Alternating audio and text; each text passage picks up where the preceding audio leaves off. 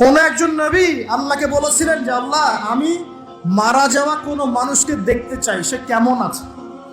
এটা শুনেন ভালো করে হাদিসটা। মারা যাওয়া কোনো মানুষকে আমি দেখতে চাই, সে কেমন আছে। আল্লাহ পাক সেই নবীর আরজি কবুল করলেন, বললেন আচ্ছা ঠিক আছে, দেখাচ্ছি। কবরের সামনে গিয়ে দাঁড়ালেন।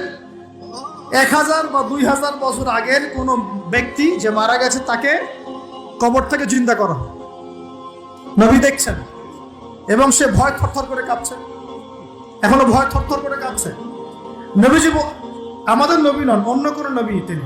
সেই নবী বলছেন যে তুমি ভয় কাঁপছো কেন? তুমি কত বছর আগে ইন্তেকাল করছো, কি তোমার হালচাল বলো আমাকে। সেই ব্যক্তি বলছে আমি আজকে থেকে 1000 বা 1500 বছর আগে মারা গেছি। আমি ভয়ে কাঁপছি। যখন আমি মারা যাচ্ছিলাম, মালাকুল মউত যে আকৃতি নিয়ে আমার সামনে এসেছিল, ওই আকৃতি আমি এখনো ভুলতে পারি না, তাই দেখে আমি থরথর করে কাঁপছি।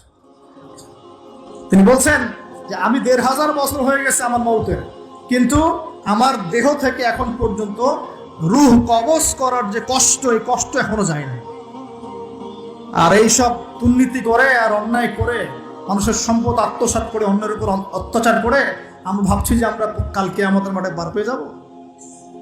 খালি কবরে যাও, তারপর বুঝবো। আল্লাহ রাব্বুল আলামিন আমাদের সবাইকে হৃদয়ের চোখটা খোলার তৌফিক দান করুন।